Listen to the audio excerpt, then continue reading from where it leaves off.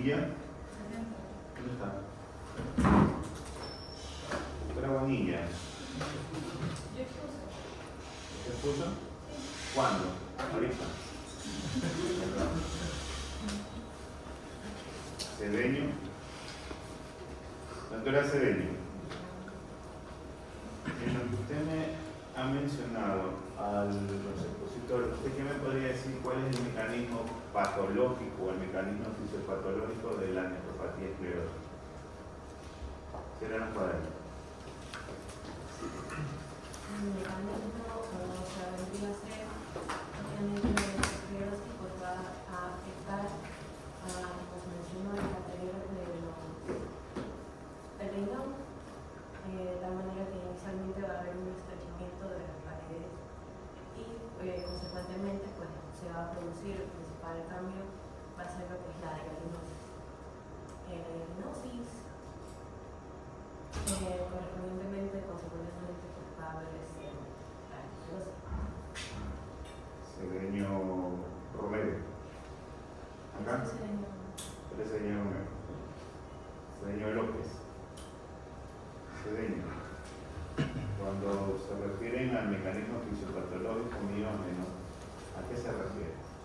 Normalmente habíamos hablado de que cuando hay el riñón sensa un aumento de la presión, la respuesta va a ser que la arteriola aferente se va a vasoconstricción para que la rinoflora no reciba ese impacto, esa presión aumentada. ¿Dada por quién? Dada por el sistema renino-angiotensina aldosterona.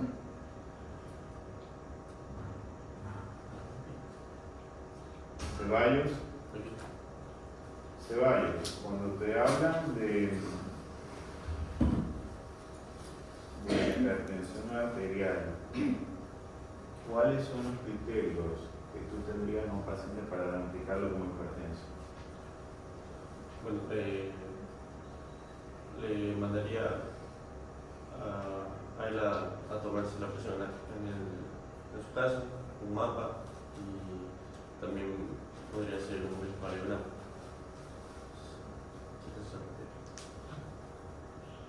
Tú eres Ceballos. Sonillo. Sonillo. ¿Expusiste ahorita? Sí. Cuello. Perdón, si cuello no bien. Cuello.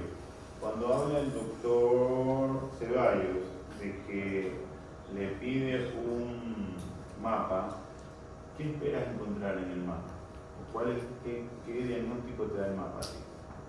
Ya, me da la presión obviamente tomada en un día, pero igual para ser considerado como hipertenso se nos dice en las guías que debe ser mayor a 120/80, pero también ciertos bibliografías nos habla que depende del paciente, porque muchas veces un paciente puede tener ya, digamos, presión normal, puede ser una presión superior, pero para él está normal y no se considera como hipertenso, pero igual mayor a 120/80 podemos entrar al diagnóstico de que es una hipertensión.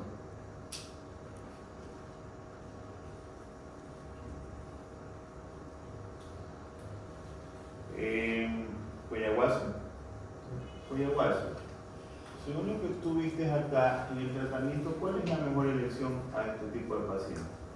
De manera inicial siempre se debe tomar en cuenta las medidas generales, la atención la disminución de sodio, el ejercicio, la dieta. Sin embargo, ya con el tratamiento farmacológico es un IECA o un ARA2 para tratar la hipertensión.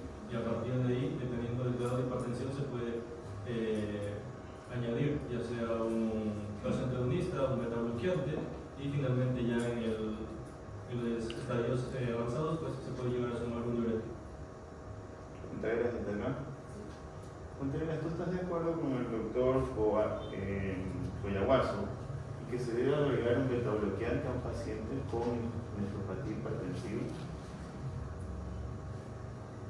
En este caso sí, porque si no se da una recuperación inicial con IECA o ARA2, se puede agregar el beta-bloqueante o también un calcio antagonista.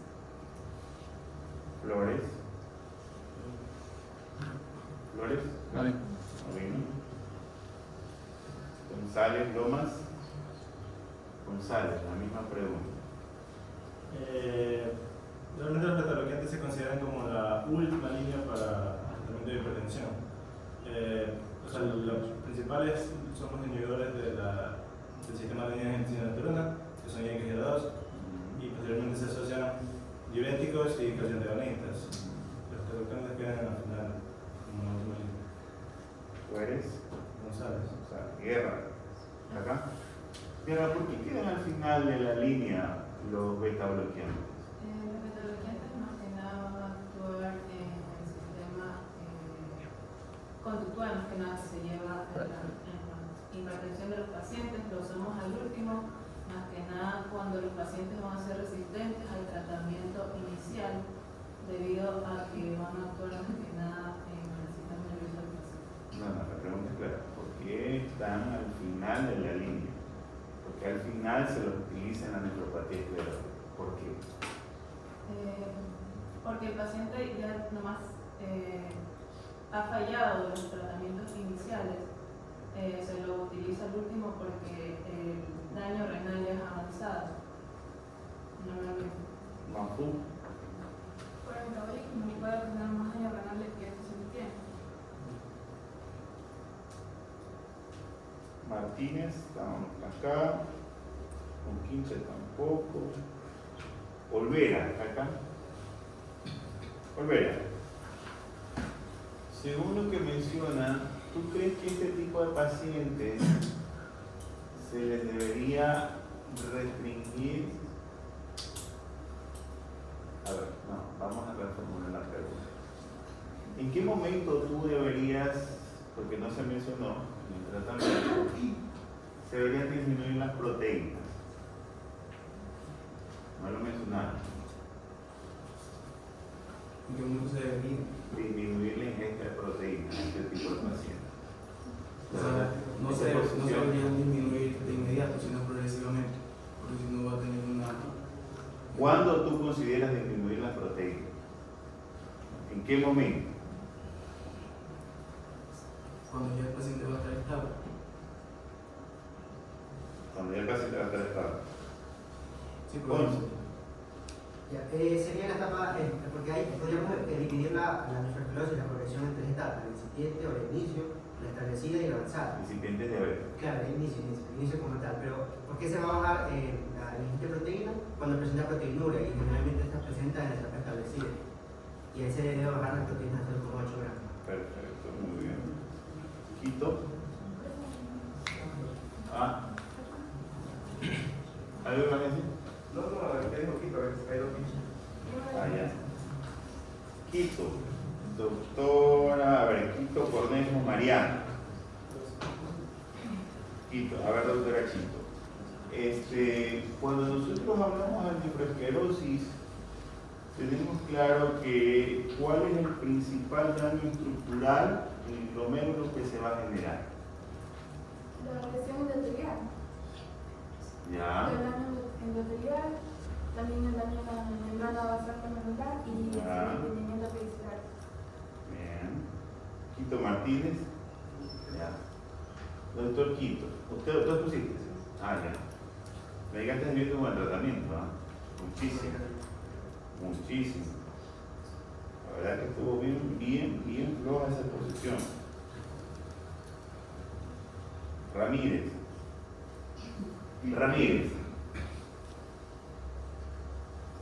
Cuando nosotros hablamos de que el paciente ya tiene una proteinuria avanzada, ¿cuál sería el mejor tratamiento en este paciente?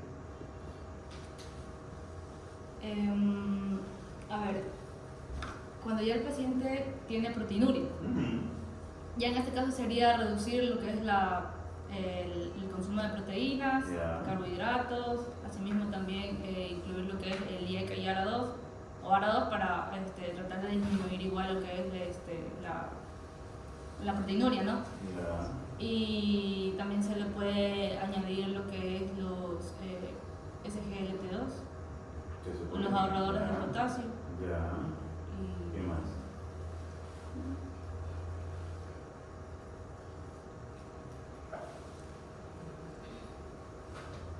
¿Por qué les pregunto a ustedes ya más avanzados? Porque ustedes ya han visto los videos de la clase.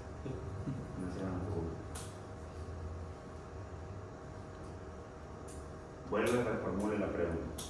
¿Cuál es el mejor tratamiento para el paciente con proteinuria avanzada? Clarísima la pregunta. ¿Cuál es tu objetivo? Reducir la proteína.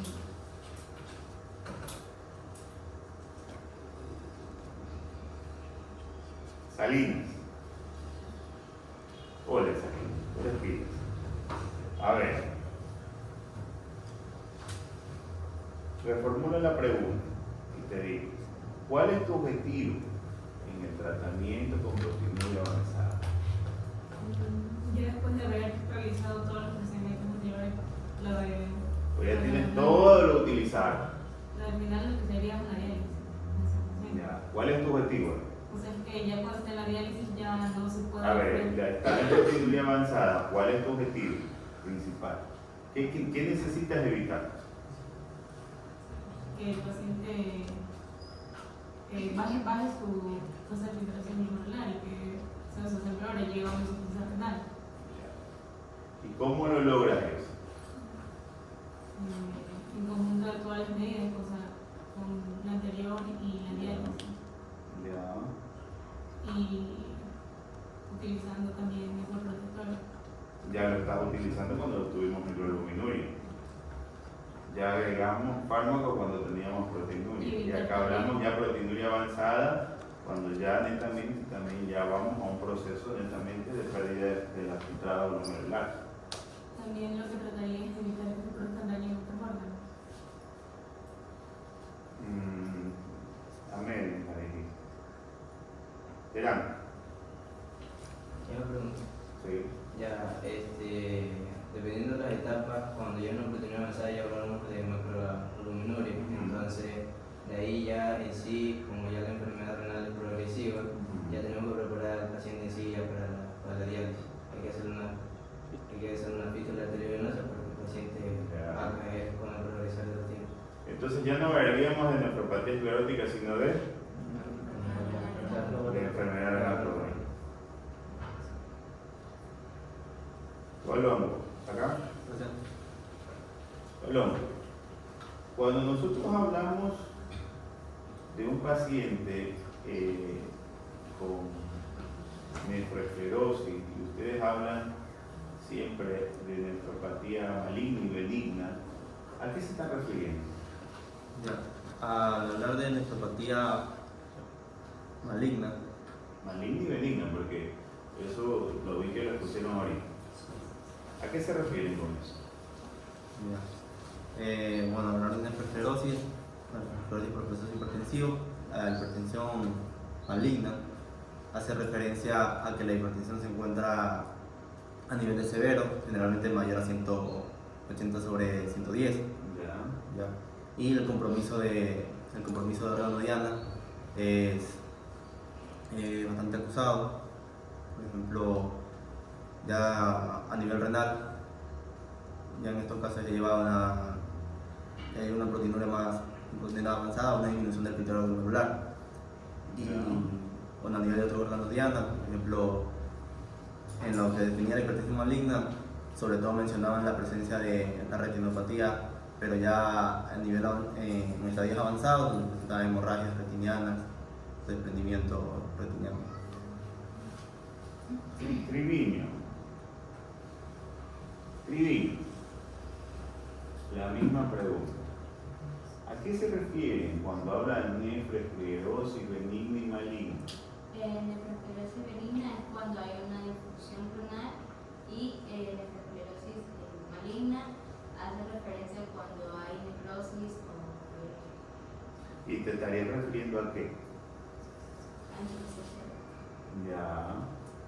Y de acuerdo a ese concepto tuyo que acabas de mencionar, ¿te referirías a qué? ¿A la clínica, anatomía patológica o a la fisiopatología?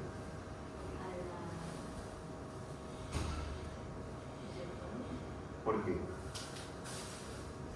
Porque está produciendo ya un cambio de enzima. ¿Tú sí ven? ¿Usted a qué se hace referencia a eso?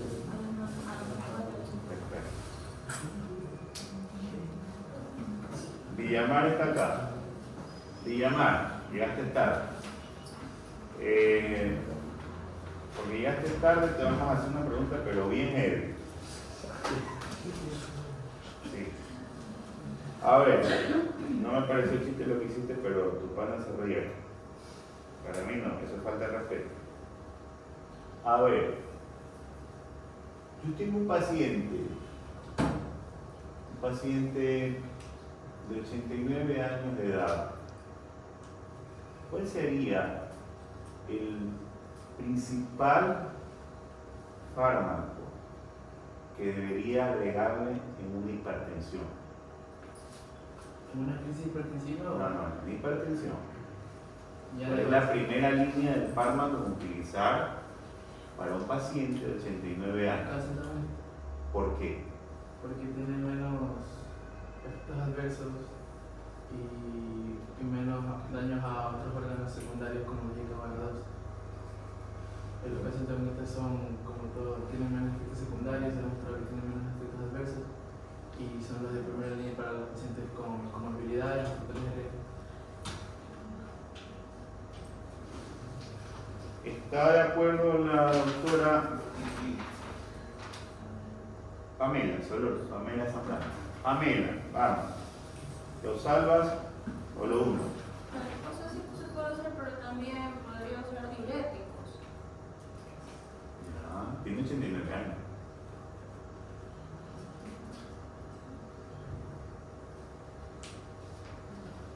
Eso lo vieron los cardiólogos.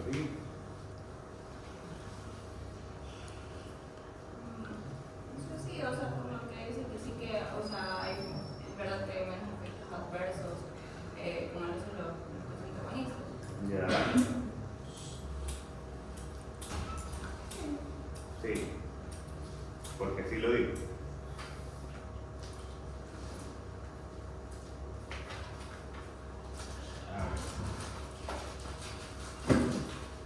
Vamos a hablar un poquito de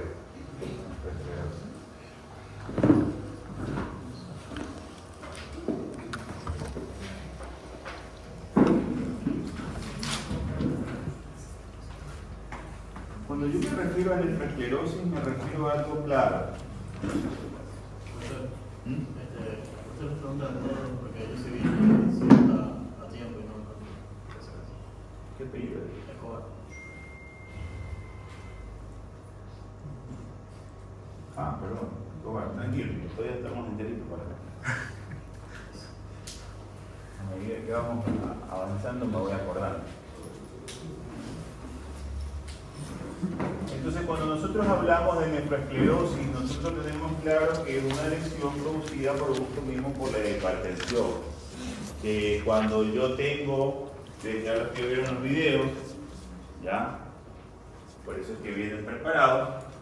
Cuando yo hablo de hipertensión, hablo de qué tengo que valorar en el paciente, cuál es mi test screen de la valoración del paciente, qué tengo que considerar si el paciente viene con una hipertensión, hipotensión severa, porque de acuerdo al JNSS 8, ¿ya? Y las guías, las americanas y las europeas, que hablan que por debajo, por encima de 120-80 se considera hipertensión. Nosotros tenemos una población que es la población del campo, que maneja presiones mucho menores que las personas que estamos en la ciudad. Entonces, hay pacientes que manejan presiones entre un rango de menores a 120-80, que para ellos 120-80 ya es una hipertensión. Pero como nosotros nos venimos formando en Europa, nos venimos formando fuera del país, consideramos que es normal, no es normal. ¿Ya? ¿Por qué? Porque este tipo de pacientes manejan presiones por debajo de esto. Y al encontrarse sobre esta o en esta presión 120-80, ya para ellos es hipertensión. Entonces nosotros tenemos que hablar de algo que se llama presión basal.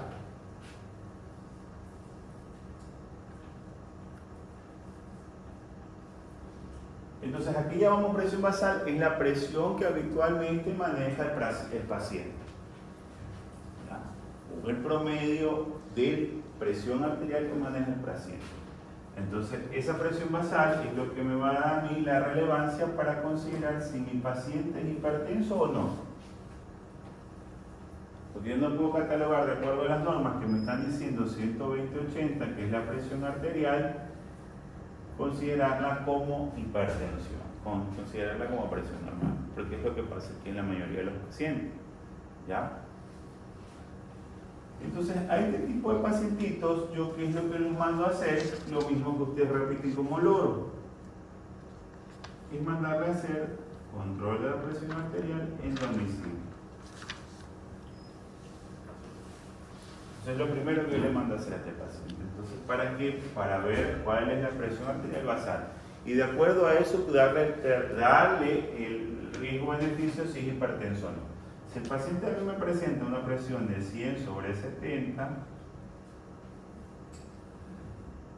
y la presión que me está indicando las guías es 120/80, este paciente es hipertenso y no lo sé.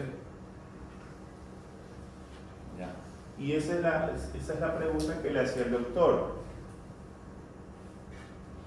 ¿Por qué en pacientes añosos? Porque esto lo vemos en población añosa.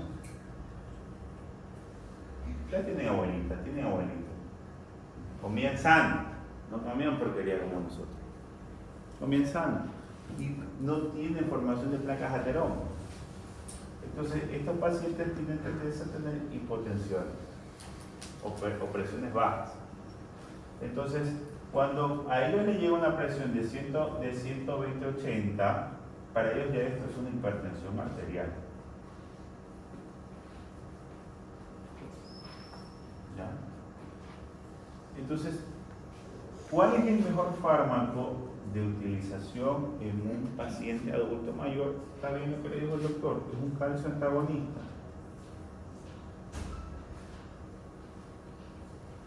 ¿Por qué? La explicación es clara. Porque el calcio antagonista, ¿qué es lo que va a hacer? Va a bloquear el receptor de calcio y por ende va a producir ¿qué? Vasodilatación, que no influye en nada, ni en el riñón, ni en el corazón, sencillamente en el vaso. ¿Ah? Sencillamente en el vaso. Entonces, nosotros la mejor utilización, no por los efectos adversos, sino por el evento donde se va a trabajar. Nosotros se da medicaciones por donde vamos a trabajar. ¿Ya? Por eso les pregunté que el beta bloqueante, ¿por qué se lo da al final de la línea en la nefroesclerosis? Porque es un fármaco que se depura a nivel renal y por ende no se puede dar. Pero resulta que yo tengo un paciente que no tiene nefroesclerosis, cambia la cosa. ¿Me explico? Cambia la cosa, porque yo puedo ahí sin ponerle, si es un paciente joven, sin nefroesclerosis, sin proteinuria, microalbuminuria, pues entonces le pongo un IECA, un ARA2, le puedo poner asociado ahora sí a un calcio antagonista, si es un paciente que pasa de los 40 años, si es un paciente joven, le puedo poner un beta bloqueante. ¿Ya? No un diurético. ¿Cuándo yo pongo un diurético? Porque aquí yo veo que ustedes se prescribe el fármaco con diurético a diestra y siniestra. Y que el paciente lo que le generan, claro, fuerza en la diuresis, pero el paciente le genera complicaciones renales a la larga.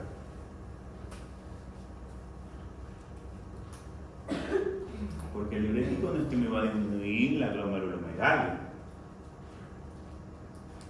El diurético lo que hace es perder netamente, especialmente agua. Porque lo que va a hacer es reabsorber sodio y agua. Entonces, ¿cuál es la pauta que yo tengo que tener para un paciente? ¿En qué momento debo agregarle los fármacos? Entonces, yo tengo que tener claro, primero, cómo es el diagnóstico. ¿Cómo yo llego al diagnóstico de un paciente? ¿Cuál es la valoración que yo tengo que hacer en un paciente? Ya ustedes la vieron en los videos. La valoración inicial es la toma de la presión arterial en domicilio. Es lo primero. Si el paciente me presenta un incremento de presión de acuerdo a las normas que me están mencionando, de acuerdo al criterio basal que yo considere, ¿ya? Yo mando a hacer un mapa. ¿Ya? Si yo considero que el mapa tiene una hipertensión arterial sobre los rangos normales, que llámenlo C, pues entonces yo pido un electrocardiograma. ¿Por qué? Porque yo tengo que saber si esa hipertensión es producida por una alteración de la frecuencia, lo que hablábamos ayer. ¿Por qué se produce el gasto cardíaco? Por aumento de la frecuencia. La hipertensión tiene dos vertientes: resistencia vascular periférica, gasto cardíaco. La resistencia vascular periférica es igual a la complacencia arterial, que es un medio físico de explicación, sencillo. La misma presión que recibo un tubo de PVC tengo que recibir allá. Pero, como hay complacencia, hay una onda de pulso que se genera para mejorar y regular la presión. Porque si yo tengo una presión de 150 aquí, sistólico, y 150 va a recibir el órgano diana, lo termino lesionando. Entonces la onda de pulso es regular la presión para que llegue una menor presión al órgano diana. ¿Ya? Para descartar especialmente patologías electrocardiográficas como son las arritmias. ¿Verdad? Entonces, cuando yo ya considero que el paciente es hipertenso, yo ya digo, catalogo a mi paciente, ¿ya? Yo tengo que hacer la valoración de las complicaciones. Como ya sabemos, fondo de ojo, que es lo que vamos a encontrar la característica desde el entrecruzamiento vascular hasta edema macular, que es el desprendimiento ya retinial. Vamos a pedir un ecocardiograma, donde vamos a ver el remodelamiento cardíaco excéntrico concéntrico con pérdida de la funcionalidad miocárdica, ¿ya? Vamos a pedir una proteína en orina de 24 horas para descartar que tenga presencia de proteinuria o microalbuminuria, o si ya hay pérdida de la funcionalidad renal, como es en el caso ya del perfil renal. Tengo que pedir si este paciente antes de esto tiene factores de riesgo modificables, si es obeso, si es dislipidémico, si fuma, si bebe, todos los factores modificables que yo tenga a la mano, que me puedan causar riesgo de hipertensión. Porque cuando nosotros hablamos de hipertensión, hablamos de factores que me llevan a una hipertensión, que son 14 o 15, no me recuerdo bien porque ya eso lo vi cuando era residente. Entonces, esos factores de hipertensión son los que a mí me van a llevar al diagnóstico, porque aquí hay dos cosas. El paciente que yo diagnostico como hipertenso, ¿ya? Y el paciente que yo no diagnostico como hipertenso. ¿Por qué? Porque hay algo que se llama hipertensión silente.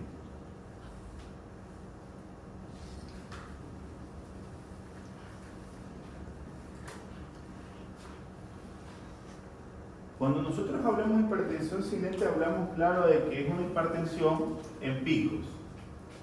Hoy tengo 120/80,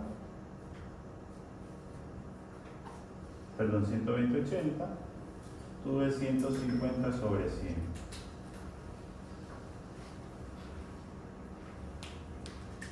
Entonces son productos causados por estrés, porque se van a generar de año, porque les tocó tomar el examen por vía oral, y eso genera un incremento de la presión. Entonces, ese incremento de la presión me puede generar complicaciones. ¿Por qué? Porque la onda de pulso no se regula inmediatamente. Y donde el paciente genera infartos de miocardio, accidentes cerebrovasculares, desprendimiento retiniano. Pero el paciente tiene una presión normal. ¿Y dónde se ve esto frecuentemente? En pacientes jóvenes. Esto en pacientes jóvenes. Por aquí alguno debe ser hipertenso y no lo sabe. Entonces, se ve pacientes jóvenes, ¿por qué? Porque tenemos una mala dieta alimenticia, porque tomamos bebidas energizantes, porque fumamos, porque tomamos anticonceptivos orales, ¿ya? ¿Sí? Entonces, esto es mucho más grave, es una patología más grave que se salta la evolución de las complicaciones directamente a complicaciones. Y el paciente termina muchas veces en una terapia intensiva. Pero es que yo no sabía que mi hijito era hipertenso. Claro, pero toda la semana. No va a ser hipertenso. Tenía un factor de riesgo. Era obeso. Fumaba. Se metía porquerías por la boca, por la nariz. ¿Cómo no va a ser hipertenso? Entonces son patologías que yo tengo que definirlas. Ahora, esto es cardiología, así que no es nefrología, no me interesa hablarlo, porque estoy cansado de hablar toda la misma semana, vean los videos.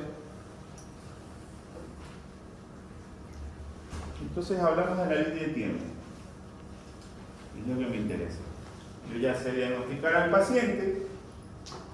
Y yo digo, el paciente ya está diagnosticado, ¿verdad? Ya le pedí la presión en domicilio, el mapa, le hice un electrocardiograma para descartar que no sea una arritmia. Ya, yo lo catalogo ya como hipertenso. Yo digo, este paciente es hipertenso. Las normas o las guías te mencionan las principales escalones de manejo antihipertensivo son los diuréticos. Así te dicen las guías. ¿Quién leyó eso? Sí, es como el primerito. Ya. Alcen la mano. ¿Quién la leyó? Alcen la mano sin miedo. ¿La leyeron? Eso tiene hace 10 años.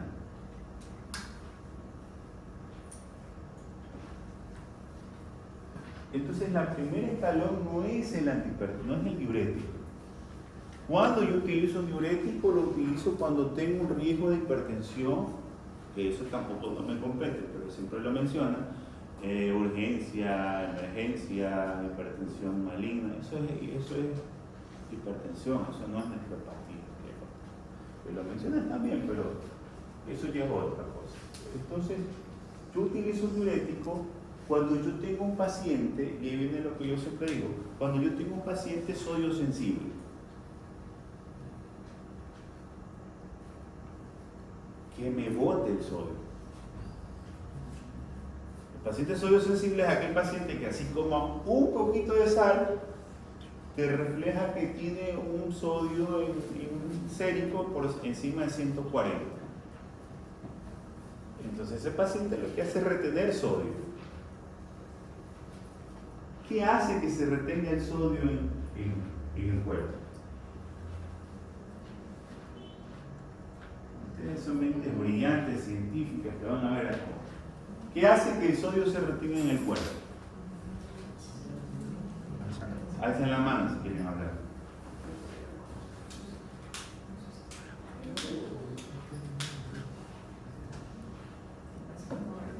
¿Ah? ¿Qué hace que el sodio se quede en el cuerpo? Por ejemplo, en ti. Come sodio, ¿qué hace que el sodio se quede en el cuerpo? La glucosa, el transportador. Va más allá, va. Cuando se detecta una hipovolemia.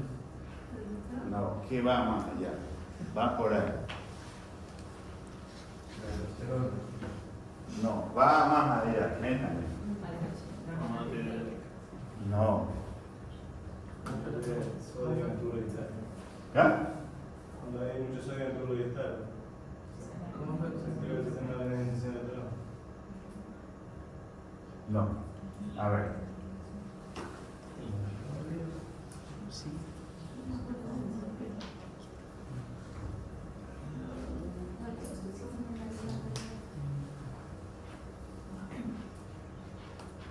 La molaridad. ¿Quiénes controlan la molaridad? Sodio. Sodio. ¿Ah? ¿Qué es el boom? ¿Quién? La urea. Las tres. Entonces, un paciente paciente de medicina que come una vez al día, ustedes comen 5 veces al día, que parece miedo. Si come una vez al día, ¿cómo va a estar la osmolaridad? La glucosa cae. ¿Quién tiene que subir? Eso es.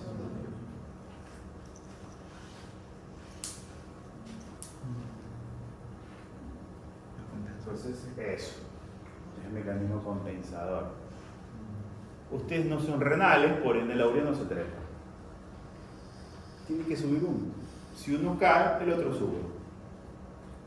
Entonces, ¿quién regula el sodio? Es la osmolaridad. ¿Quién le da la osmolaridad plasmática? El sodio, la glucosa y la urea. Entonces el paciente, ay doctor, pero es que yo no como sodio, yo no como sal. Claro, no come sal, no come, se te retiene el sodio, porque la osmolaridad tiene que mantenerse. Es que mantiene el líquido dentro del cuerpo. ¿Ya? Entonces el sodio se retiene, se vuelve a reabsorber, es el mecanismo compensador. Entonces tú ves el sodio en 143, en 145. Doctor, pero no como nada de sal. Sí, pero señor, usted tiene que comer. Tiene que comer porque la glucosa tiene que nivelarse, porque si usted no come glucosa, no come carbohidratos, el paciente vuelve a retener sodio. Entonces, esto es lo que hace que el sodio se mantenga dentro del cuerpo. Entonces, ¿cómo yo saco este sodio? Porque el sodio está intra o extracelular. Está en el intersticio. Entonces, si está en el intersticio, ¿ya? ¿Cómo yo saco ese sodio? ¿Dónde se almacena ese sodio? Ese es un buen tema de tesis. ¿Dónde se almacena el sodio? Sí. Ustedes leen y no saben ni lo que leen. ¿Dónde se almacena el sodio?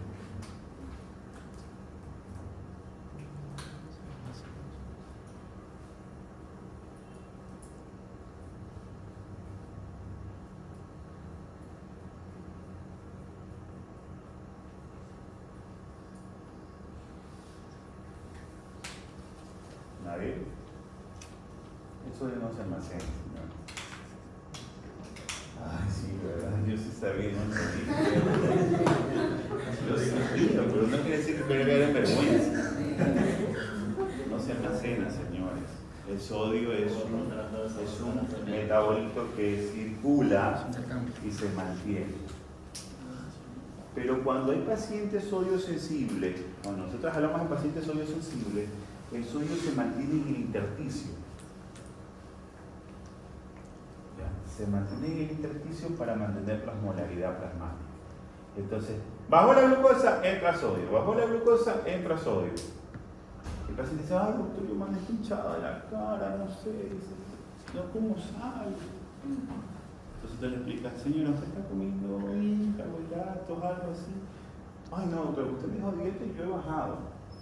Entonces, hay un problema. Entonces, el sodio para moverlo, como ustedes saben, hay el espacio celular, intersticio, viene el espacio vascular, el tercer espacio. Para nosotros mover el sodio de un extremo a otro extremo para poderlo sacar es difícil, porque tenemos un mecanismo regulador que me lo reabsorbe. Me lo reabsorbe todo el sodio. Entonces es imposible arrastrar el sodio en un paciente sodio sensible. Hasta ahora. Hasta ahora. Ahora sí ya se lo puedo arrastrar. Entonces, y un paciente no sodio sensible es aquel paciente que así coma la tonelada de sal, se orina toda la sal. Porque lo único que regula el sodio es el riñón. El paciente come sal, que son prácticamente, no sodio sensibles, son poquitos, el 10%. El 90% son sodio sensibles. Y no lo sabemos. Y el 10% no son sodio sensibles, aquel paciente que come la sal, come la cigüeña con sal, come el mango con sal y va y el sodio está en 130. Puta maravilla. ¿Serio? Entonces, yo tengo que saber a este paciente, para sodio sensible, sé que son la mayoría, tengo que tardar para que el sodio me baje de 143 a 139, tengo que esperar un tiempo, el tiempo aproximadamente 3 meses. Es decir, que si te dice el paciente, ay doctora, yo empecé de la semana pasada a comer sin sal y ya me siento bien, eso es mentira. El paciente tiene que bajar el sodio en 3 meses. Los resultados los vamos a ver aquí en 3 meses. Ahí le puedo decir si es que verdaderamente comió sin sal. ¿Y cómo sé yo si comió sin sal? Porque le pido el sodio urinario. Le pido el sodio urinario. Y le digo, señora, va a recoger la orina en 24 horas, va a hacer el sodio urinario en 24 horas, el sodio urinario. ¿Cuánto es el valor del sodio urinario?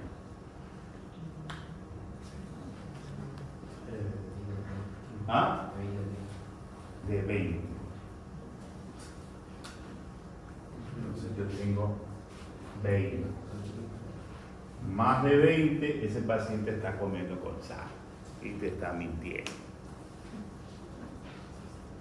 Entonces el paciente, a lo menos a mí, no me va a decir que está comiendo sin sal, porque realmente lo mismo es el sodio urinario y el sodio seco. Entonces, dicho eso, yo ya catalogo al paciente hipertenso, ya vi que tiene complicaciones en el fondo de ojo que puedo encontrar, en el electrocardiograma, en la microalbuminuria, en todo lo que le acabo de pedir para las complicaciones, y yo voy a hablar acerca de la evolución. Entonces, cuando hablamos de la microalbuminuria, ya hablamos que es de 30 a 300. Cuando hablamos de proteinuria, más de 300. Cuando hablamos de disminución del filtrado glomerular, a partir de 70 a 60 milímetros, ml, perdón. Y cuando hablamos de enfermedad renal crónica. Entonces, cuando yo hablo de microalbuminuria, yo tengo que tener en cuenta que de aquí, de inicio, que yo lo diagnostiqué, tengo que definir si presentó o no complicaciones, porque las complicaciones microvasculares por hialinosis son producidas propiamente por la misma afectación de la musculatura lisa y por el endotelio, por la agregación endotelial. ¿Ya? Entonces, lo primero que se me va a producir, estructuralmente hablando, lo primero que se me va a lesionar aquí en el glomérulo es el endotelio.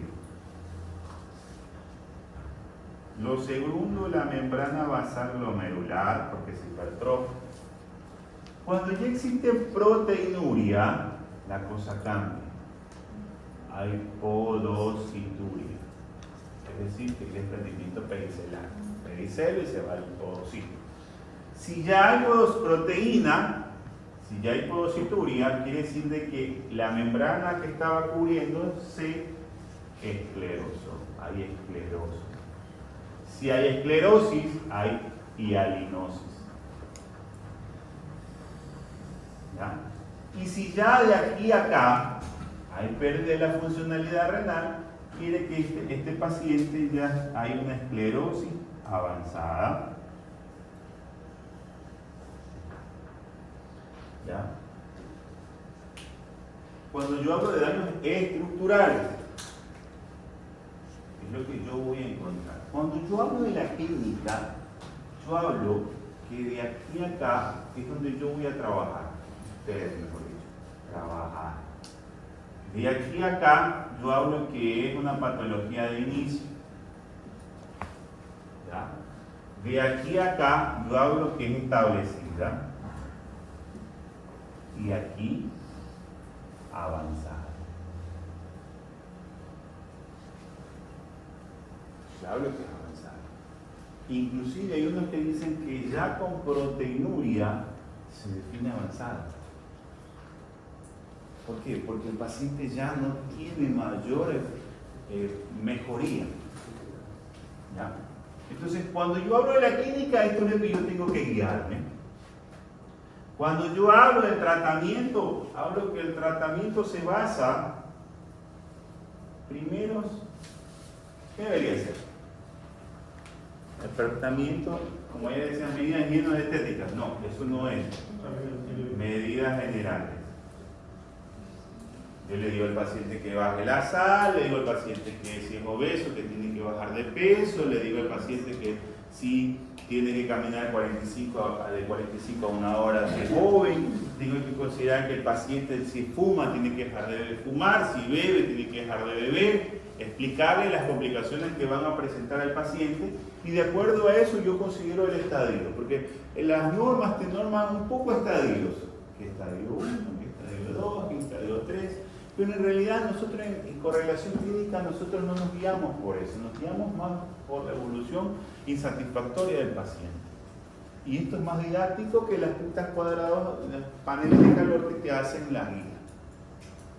Porque dicen, ay no, está en nefrosclerosis estadio 2. ¿Quién le dio en nefrosclerosis estadio 2? Esto es didáctico. Y esto lo aprendí solo, esto no me lo enseñó nadie, yo lo aprendí solo. ¿Por qué? Porque dice, a ver, si tiene microalbuminuria, ¿para qué chucha le digo? Microalbuminuria de 150, a 200 en tanto. El microalbuminuria es punto, ¿se acuerda el puto problema?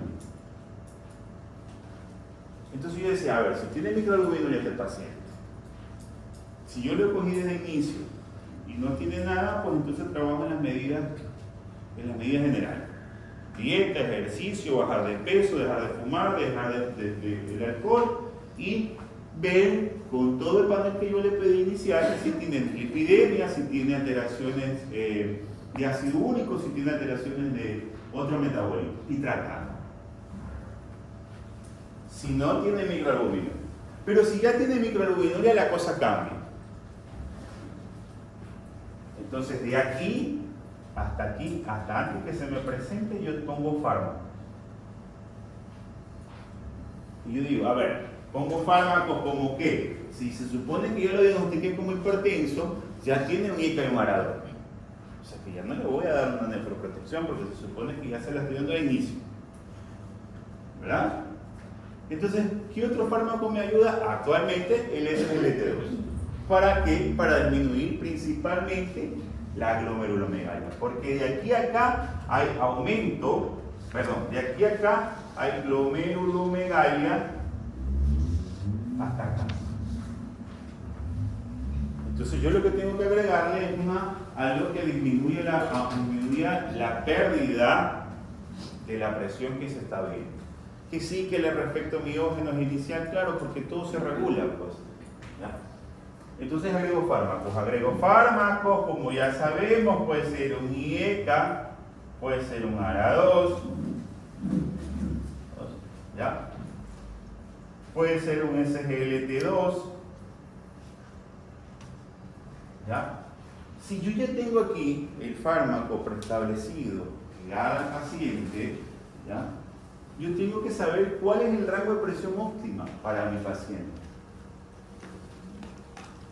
Porque te dicen las presiones óptimas del paciente, hay dos cosas. Las normas CADIGOS te dicen que la presión óptima del paciente es 130/80.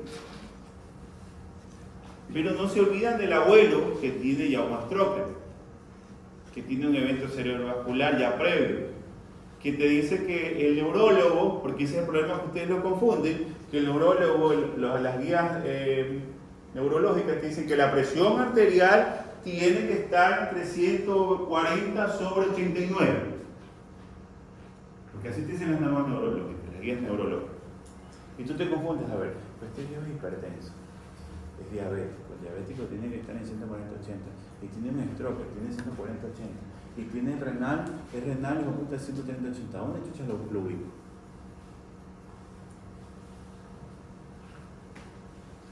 Porque yo era como ustedes, bueno, era un poquito más centrado en esta vaina. Ustedes sí son un relajo. Entonces yo decía, chucha, ¿dónde lo ubico este viejo? Si tiene la guía, es que yo sí leía, ¿verdad? Sin ofender, yo sí leo, puta.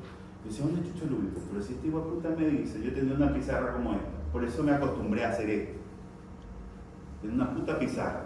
Y yo iba hasta la de residente, Donde en Argentina tenía una pizarra mucho más grande y tenía, para estudiar, yo hacía papel.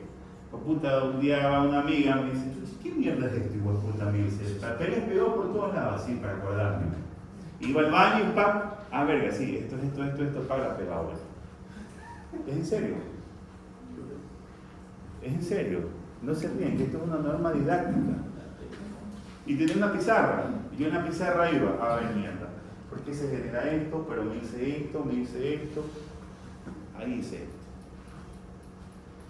Es la misma mierda, solo que el panel de calor que es amarillito, que rojito, que azulito, vayas a la mierda. Esta mierda es evolución así, punto, así me la aprendí yo. Entonces, cuando yo tengo un paciente, yo tengo que saber cuál es la presión óptima, porque las guías me dicen un poco de acerca de la presión óptima. Cada uno, porque una guía es la experiencia que tuvo un cojudo ante 150 pacientes. O sea, es mi ángulo de vista. Yo voy por aquí y todos seguimos por ahí porque esa fue la experiencia. Pero la experiencia te la das tú.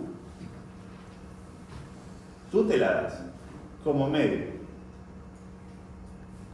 Entonces, yo opté por realizar, en serio, un estudio en donde yo decía la tensión arterial, yo la dividí en jóvenes y adultos mayores.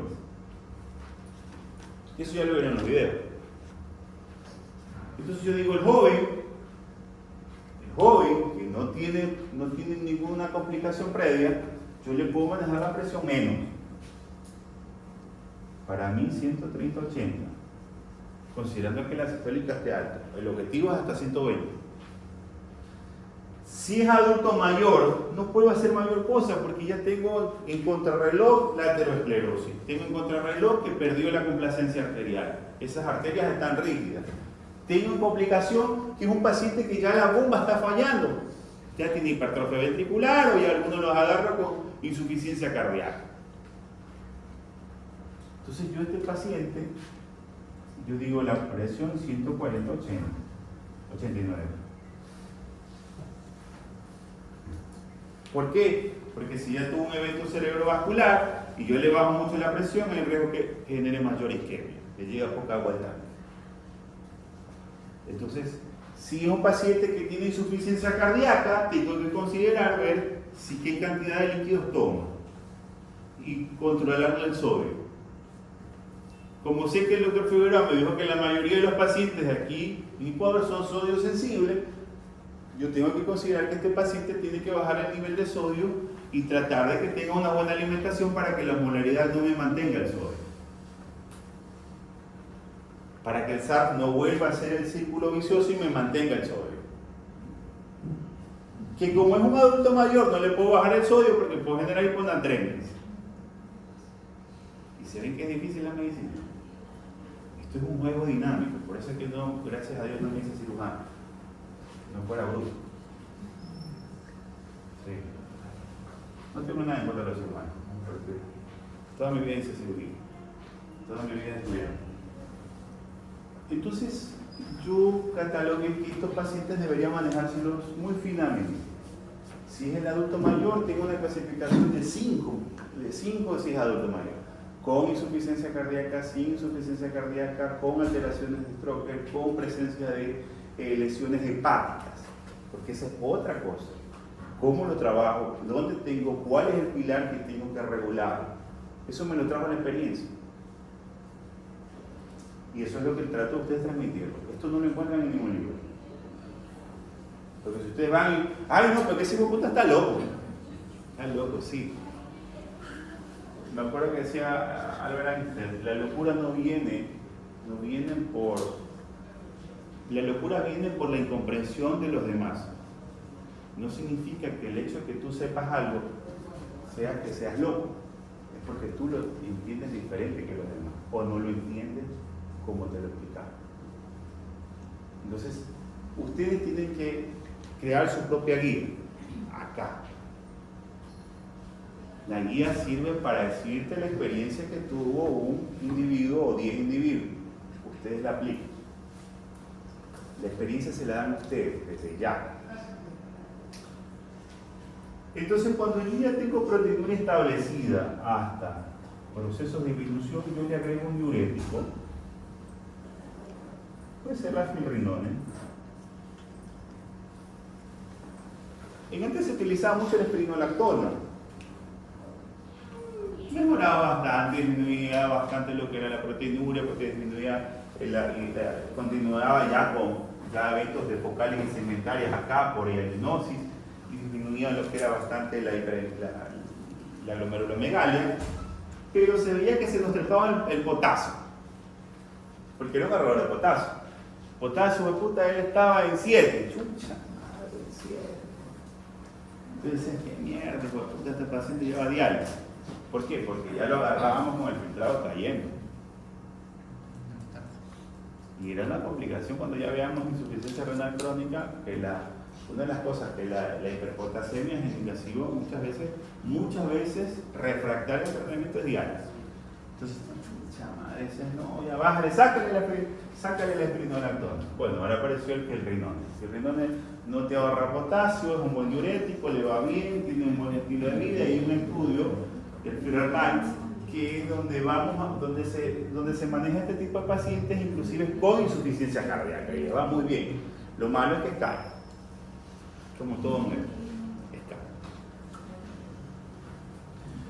Y luego ya teníamos ya que de caída del filtrado a la enfermedad renal crónica, yo ya no manejaba, ya no me preocupa la proteinuria. Porque este paciente ya lamentablemente el filtrado comienza a caer. Le dejo todo lo anterior, normas generales, dieta, diurético, pero aquí ya comienzo a trabajar para prepararlo a diálisis. Entonces, ¿qué complicaciones me trae la enfermedad renal crónica? Anemia, alteraciones de metabolismo fosfocálcico, alteraciones hemodinámicas, remodelación cardíaca, alteraciones especiales de la uremia. Entonces yo tengo que trabajar ya no sobre estos puntos, sino sobre otro abanico, que lo vamos a ver en las siguientes clases. La cosa cambia. Y es el paciente donde tú lo mandas con 15 medicamentos, por puto, entonces tengo que tratarle esto. Pero doctor, ¿por qué me manda tanto? Porque tengo que prevenir esta vaina. Pero el pilar fundamental muchas veces son las medidas dietéticas. ¿Por qué? Porque acá ya juega un rol importante. Aparte de quitarle la sal, tengo que quitarle algo que me genere mucha urea, mucha creatinina, que me genere mucho fósforo, que me genere bajos ingestas de calcio, que me genere alimentos ricos de hierro. Si es diabético, a eso se suma más. Si es un paciente que ya tiene diabético, hipertenso, con insuficiencia cardíaca, porque acuérdense que la insuficiencia cardíaca, ¿qué lleva? ¿Cuál es lo final de la insuficiencia cardíaca? ¿Ah? ¿Cuántos tipos de insuficiencia cardíaca? ¿Ah? Fracción de eyección preservada y fracción de eyección. No.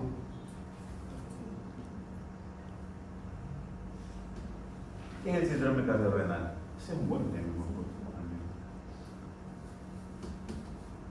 ¿Cuántos tipos de síndrome cardiorrenal hay?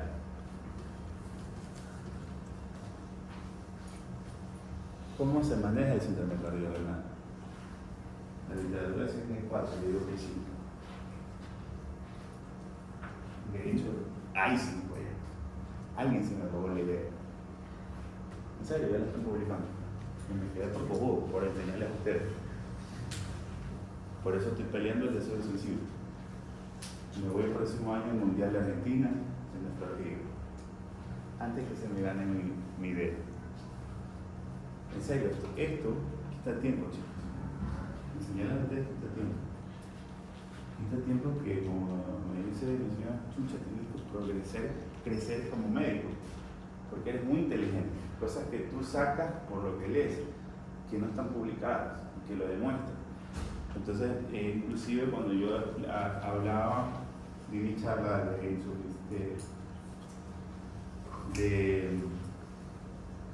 esta vaina de síndrome cardiorrenal, yo le decía que para mí había un quinto, porque solo son 4.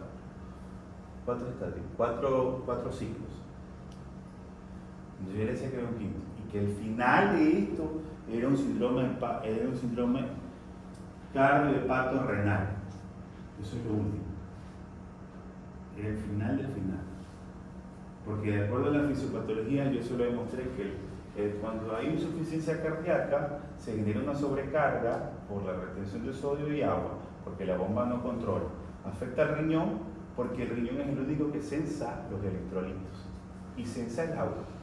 Y termina con una sobrecarga o rebosamiento al hígado que terminaba afectándolo con insuficiencia hepática. No cirrosis, insuficiencia hepática. Y el paciente tendría un síndrome de 3 órganos diana. ¿Cómo le digo? ¿Estás loco? Te lo dejo de estudio, nada. Te lo dejo en la falla, como yo supe decir. Y efectivamente, ahora se habla que este quinto tiene un proceso hepático. Que esa es la parte terminal de un paciente. Entonces tú ves un paciente que tiene cirrosis, que es cardíaco, que es renal y que tiene cirrosis hepática, o síndrome hepatorrenal, que algunos le llaman. Porque desde ahí se tomó la idea. Entonces, la idea es que ustedes entiendan, lean, no se dejen guiar por las guías, saquen conclusiones y puedan ustedes sacar sus propios consejos.